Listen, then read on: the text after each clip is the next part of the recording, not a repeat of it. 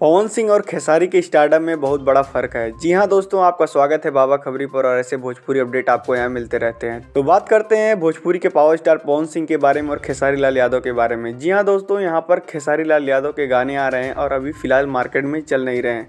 1 lakh like complete होने में 2-3 दिन लग जा रहा है। वहीं पावर स्टार पवन सिंह का एक बर्थडे स्पेशल सॉन्ग आया था आरा के ओठलाली में, जिसपे करीब 40,000 से ज़्यादा रील्स बन चुकी हैं और काफ़ी वायरल भी चल रहा है।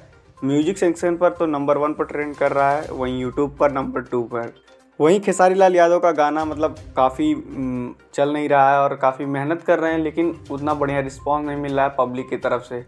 इसीलिए उनके यूट्यूबर लोग भी कह रहे हैं कि पावर स्टार पवन सिंह और खेसारी लाल यादव के स्टारडम में काफ़ी फ़र्क आ चुका है। आपको पता होगा, लखनऊ में पावर स्टार पवन सिंह का जन्मदिन मनाया गया था और उसी के उपलक्ष्य में एक गाना रिलीज़ किया था सारेगामा हम भोजपुरी की यूट्यूब चैनल से, आरा के ओठलाली। जी हाँ दोस्तों, इसमें कल्पना पटवारी पावर स्टार पवन सिंह के साथ गाना गाई हैं और सोनम मलिक है जो कि काफ़ी लाजवाब ठुमके भी दिखा रही हैं। और इस गाने की पंच लाइन इतनी बेस्ट है कि इस पर करीब 1 ही 2 दिन में 40,000 से प्लस रील बन चुका है और ट्रेंडिंग पर गाना चल रहा है और हर जगह पावर स्टार पवन सिंह की चर्चाएँ चल रही हैं।